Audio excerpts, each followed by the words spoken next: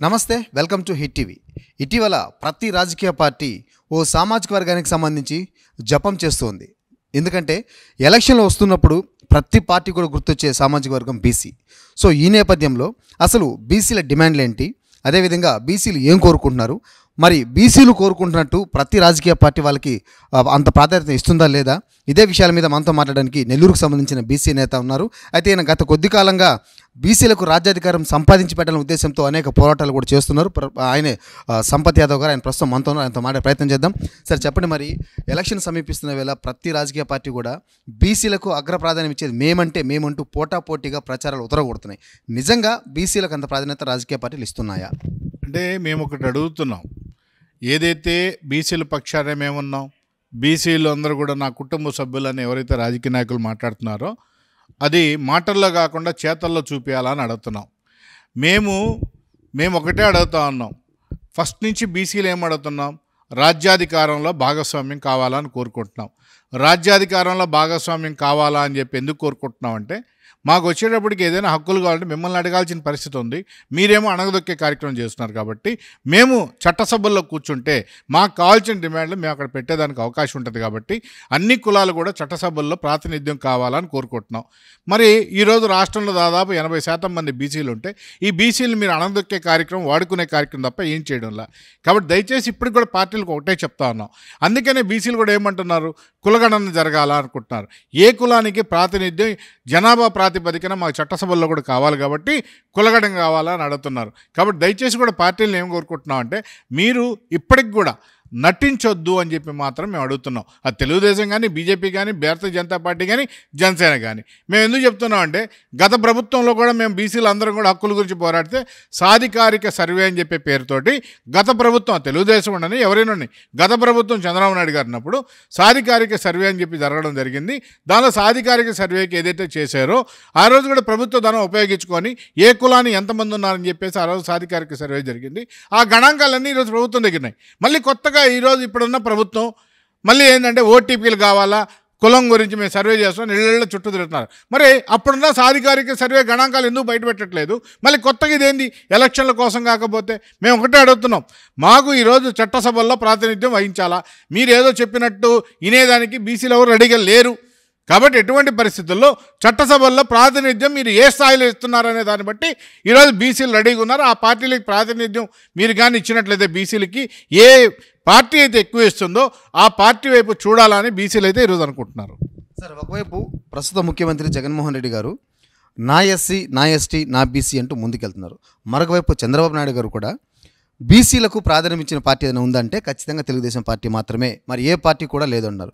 మరి ఈ నేపథ్యంలో వీళ్ళిద్దరి మాటలో మరి బీసీలు ఎవరిని నమ్మాలి, అదేవిధంగా అసలు నిజమైన వాళ్ళు చెప్పేది ఎంతవరకు వాస్తవం అంటారు? అంటే ఇక్కడ అంతో ఇంతో తెలుగుదేశం పార్టీ వచ్చినప్పుడు తర్వాత ఏదైతే రామారావు గారు ఆ రోజు తెలుగుదేశం పార్టీ పెట్టారో 82కు ముందు ఏదైతే ఉందో అప్పుడు 294 సీట్లకు గాను 20 నుంచి 30 మంది మాత్రం బీసీలు ఉన్నారు.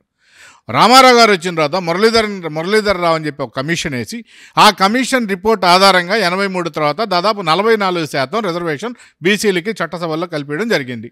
అయితే కొంత పరిమితి అడ్డం వచ్చి ఆ పరిమితి అనుగుణంగా 27% మాత్రమే ఇవ్వడం జరిగింది రామారావు గారు.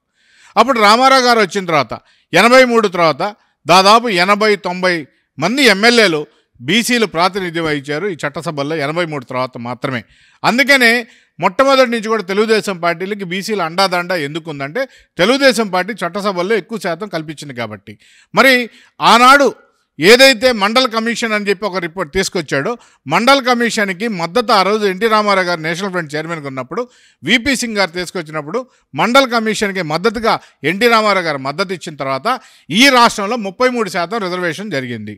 మరి 33% రిజర్వేషన్ ఏదైతే విద్యా ఉపాధి అవకాశాల్లో కల్పించిన తర్వాత తెలుగుదేశం పార్టీ వైపు ఎక్కువ బీసీలు ఉన్నమాట వాస్తవం, దాన్ని ఎవరు చదవలేరు. రెండోది, జగన్మోహన్ రెడ్డి గారు ఇప్పుడు వచ్చిన తర్వాత ఏదైతే రిజర్వేషన్ 10% తగ్గించి దాదాపు రాజకీయ నిరుద్యోగంలో కూడా 16,800 మంది రాజకీయ నిరుద్యోగులు ఏర్పడ్డారు. కాబట్టి ఇప్పుడు జగన్మోహన్ రెడ్డి వచ్చి బీసీల పక్షాన్ని ఏం చేశాడు? రెండోది, గతంలో ఉదాహరణకి ఈ జిల్లా గురించి మాట్లాడుకున్నట్లయితే నెల్లూరు జిల్లా గురించి పర్టికులర్ మాట్లాడుకుంటే బీసీ కార్పొరేషన్ అని చెప్పి గత ప్రభుత్వం ఏర్పాటు చేసినప్పుడు ప్రతి సంవత్సరం 6 కోట్ల రూపాయలు ఫండ్ దాని మీద వచ్చేది. మరి ఈ ప్రభుత్వం రూపాయి ఫండ్ ఇచ్చే పరిస్థితి లేదు. మరి దాదాపు బీసీలకి 20 నుంచి 30 స్కీములు ఉన్నాయి. ఈ ప్రభుత్వం వచ్చి బీసీ స్కీములన్నీ ఎత్తేసింది. బడుగు బలైన వర్గాలు ఉచితంగా అన్నం తినే పరిస్థితుల్లో అన్నా క్యాంటీన్లను ఇంకోటి గత ప్రభుత్వం పెట్టింది. అది చంద్రబాబు నాయుడు సొత్తు కాదు, ప్రభుత్వం సొత్తు, ప్రజా సొత్తు. మరి ఈరోజు విదేశీ విద్య కానీ లేకపోతే ఇంకోటి కానీ ఏదైనా ఇవన్నీ కూడా ఎత్తేసింది ఈ ప్రభుత్వం వచ్చి. మరి బీసీల పక్షపాతిగా ఉండాల్సిన జగన్మోహన్ రెడ్డి గారు బీసీలకు ఉపయోగపడే ఎందుకు ఎత్తేసారు? రంజాన్ తోఫా ఎందుకు చేశారు? క్రిస్టమస్ కానుకలు ఎందుకు చేశారు? పండగ కానుకలు ఎందుకు? ఇవన్నీ ఎవరు తీసుకుంటారు? బడుగు బలైన వర్గాలు. మరి నా బడుగు బలైన వర్గాలు, నా బంధువులు, నా ఎస్సీలు అంటే ఎస్సీలకు సంబంధించి 27 స్కీములు, ఎస్టీలకు సంబంధించి 29 స్కీములు, మైనారిటీలకు సంబంధించి 11 స్కీములు, ఈ దాదాపు 1,14,000 కోట్ల రూపాయలు ఈ సప్లాన్ నిధులన్నీ ఎందుకు దారి మళ్ళీ ఇచ్చావు? మరి వాళ్ళకు ఉపయోగపడి ఉండేవి కదా. కాబట్టి ప్రభుత్వాలు మోసం చేస్తున్నమాట వాస్తవం. ఇది ప్రజలు గ్రహిస్తూ ఉన్నారు. కాబట్టి ఈరోజు బీసీలు వాళ్ళ హక్కులు వాళ్ళు కాపాడుకునే దాన్ని చట్టసభల్లో కావాలని కోరుకుంటున్నారు. సార్, అదేవిధంగా ఎలక్షన్లు సమీపిస్తున్న టైంలో మాత్రమే అన్ని రాజకీయ పార్టీలు బీసీల జపం చేస్తున్నాయి. దాని తర్వాత బీసీలను పట్టించుకోవట్లేదు అని ఒక బీసీ నేతలే, ముఖ్య నేతలు ఆరోపిస్తున్నారు. దీంట్లో వాస్తవం ఎంత? దానిలో 100% వాస్తవం ఉంది. ఎందుకంటే ఇప్పుడు ఉదాహరణ చూస్తున్నాం. గత ప్రభుత్వం చేసిన మాట్లాడుకున్నట్టుగా సాధికారిక సర్వే ఎందుకు బయట పెట్టట్లేదు అనేది ఒక ప్రధానమైన అస్త్రం. అయితే ఇప్పుడు జగన్మోహన్ రెడ్డి గారు ఎందుకు నాటకాలు ఆడుతున్నాడు? ఇప్పుడు వచ్చేసి గుల్లగండను ఎందుకు చేస్తున్నట్టు, ఓటీపీలు ఎందుకు అడుగుతున్నట్టు? మరి ఓట్ల కోసం మాత్రమే మీరు చేస్తున్నారు, కానీ సీట్లు మాత్రం మేము ఓట్లుగా వాడుకుంటామని చెప్పి రాజకీయ పార్టీలు అన్నీ చెప్తున్నాయి. మేము అన్ని పార్టీలని కూడా మేము ప్రశ్నిస్తూ ఉన్నాం. కాబట్టి దయచేసి చట్టసభల్లో కల్పించాలని చెప్పి బీసీలు డిమాండ్ చేస్తున్నాయి. పార్టీలు ఆలోచించుకోవాలి. అదేవిధంగా ఇటీవల రామచంద్ర యాదవ్ అనే వ్యక్తి ప్రజాసింహ గర్జన పేరుతో ఒక పార్టీ కూడా స్థాపించారు. బీసీలందరినీ ఏకతాటిపైకి తీసుకొచ్చే ప్రయత్నం చేస్తున్నారు. సో మీరు ఎంతవరకు దీన్ని సమర్థిస్తారు? అంటే బీసీలకి ఒక పార్టీ ఉండడం అనేది దానిలో ఎటువంటి డౌట్ లేదు. ఏదైతే రామచంద్ర యాదవ్ గారు బీసీ పార్టీ పెట్టారో దాన్ని స్వాగతిస్తున్నాం, దానిలో ఎటువంటి డౌట్ లేదు. కాకపోతే ఎలక్షన్ల కోసంగా మాత్రమే బీసీలు పార్టీ పెట్టడం అనేది అది కరెక్ట్ కాదని నా అభిప్రాయం. ఏంటంటే బీసీల పక్షాన్ని పోరాడాలి, పార్టీలు ఉండాల్సిందే, పోరాడాల్సిందే. కాకపోతే రామచంద్ర యాదవ్కి నేను అనుకోవడం ఇంకొక 5-10 ఏళ్లకు మాత్రం అతనికైతే రాజ్యాధికారం అయితే ఆ పార్టీకి వస్తుంది అనుకుంటున్నాను. ఎందుకంటే వీళ్ళందరూ ఎట్టా మోసం చేస్తారు. మోసం చేసినప్పుడు బీసీలు అందరూ ఆలోచించుకున్నప్పుడు ఆటోమేటిక్గా బీసీ పార్టీ వైపు చూస్తారు. కాబట్టి మీరు ఇంకో పార్టీ ఈరోజు రామచంద్ర యాదవ్ పెట్టాడన్నా, లేకపోతే ఇంకోరు బీసీల కోసం పెట్టారన్నా దాని అర్థమైంది ఈ పార్టీలన్నీ మోసం చేస్తున్నాయనే కదా. కాబట్టి ఇప్పటికైనా ఆలోచించుకోవాలి. కొత్త పార్టీలు పుట్టకుండా మీరున్న పార్టీలు కరెక్ట్గా న్యాయం చేయగలిగితే ఈ పార్టీ అవసరం లేదు కదా. అదే రామచంద్ర యాదవ్ కూడా చెప్పేది, మీరు న్యాయం చేసిన ఆ పార్టీ అవసరం లేదు, మీరు చేయడం లేదు కాబట్టి నేను పార్టీ పెట్టానంటున్నాడు. కాబట్టి ఆలోచించుకోవాలి పార్టీలు అతను ఎందుకు పెట్టాడు అని.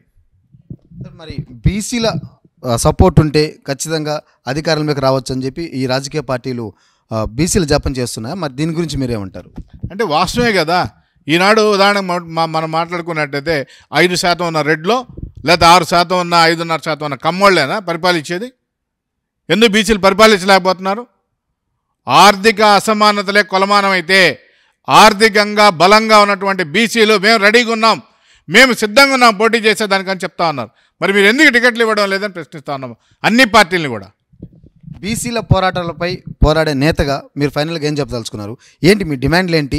మీరు ఎలాంటి పార్టీకి మీరు మద్దతు ఇస్తారు? మీరేం కోరుకుంటున్నారు ఫైనల్గా? ఎక్కువ సీట్లు కానీ ఎవరైతే ఏ పార్టీ అయితే బీసీలకు ఇస్తారో ఆ బీసీలు ఎక్కువ పార్టీకి ఏదైతే ఇస్తారో ఎక్కువ సీట్లు ఇస్తారో ఆ పార్టీకి మద్దతుగా అందరం కూడా ప్రయాణం చేయాలని, ఎవరైతే తక్కువ సీట్లు ఇస్తారో వాళ్ళ వైపు ప్రయాణం చేయకూడదని చెప్పి ఒక మాత్రం అనుకుంటున్నాం. ఉదాహరణ నెల్లూరు జిల్లాలో బీసీలకు కానీ ఏ పార్టీకి టికెట్ ఇవ్వకపోతే ఆల్మోస్ట్ ఆల్ మండల స్థాయి వరకు తిరిగి బీసీ కాలనీలు అన్నీ తిరిగి ఎలక్షన్ని బాయ్కాట్ చేయడానికి మేము రెడీ అవుతున్నాం. సో మీరిచ్చిన పిలుపు విని బీసీలందరూ ఏకతాటిపైకి వస్తారని మీరు అనుకుంటున్నారా? అంటే ఒకటి అనండి, ఏదైనా ఒక అడుగుతోనే ముందుంది. ఈరోజు యాదవ్ సామాజిక వర్గం వైపు నుంచి నేను మాట్లాడుతున్నాను. యాదవ్ సామాజిక వర్గం బలమైన యాదవ్ సామాజిక వర్గం ఉంది ఇక్కడ. మేమేమంటున్నాం, బీసీల పక్షాన్ని మేము పోరాడుతున్నాం. మాకు టికెట్లు కావాలని మేము అడగట్లేదు, బీసీలకు ఇవ్వండి, వాళ్ళకి పెద్దన్న పాత్ర మేము వహించేదానికి రెడీగా ఉన్నామని చెప్తున్నాం. కాబట్టి మేము వాళ్ళ పెద్దన్న పాత్ర వహించేదానికి మేము రెడీగా ఉన్నాం, మేము టికెట్లు అడగట్లేదు. బీసీలకు ఇవ్వండి, మేము వాళ్ళ వెనకాల ఉంటామని అంటున్నాం. కాబట్టి అందరూ కూడా కలిసి వస్తారని చెప్పి నేనైతే ఆశిస్తున్నాను, కలిసి వస్తారు కూడా. సో ఫైనల్గా ఇది బీసీ నేత సంపత్ యాదవ్ చెప్తున్న మాటలు. మాకు ఏ పార్టీ అయినా ఒకటే, కాకపోతే మేము కోరుకునేది ప్రధానంగా ఏంటంటే మాకు ఎక్కువ సీట్లు ఎవరైతే ఇస్తారో, నేను ఒక సామాజిక వర్గం గురించి మాట్లాడలేదు, అందరూ బీసీలందరికీ ఎవరైతే సమన్యాయం చేసి ఎవరైతే ఎక్కువ సీట్లు ఇస్తారో ఆ పార్టీకి ఎప్పుడు కూడా బీసీలందరూ కూడా తోడుగా ఉంటారు. ఖచ్చితంగా వాళ్ళకి మేము సపోర్ట్ చేస్తాం.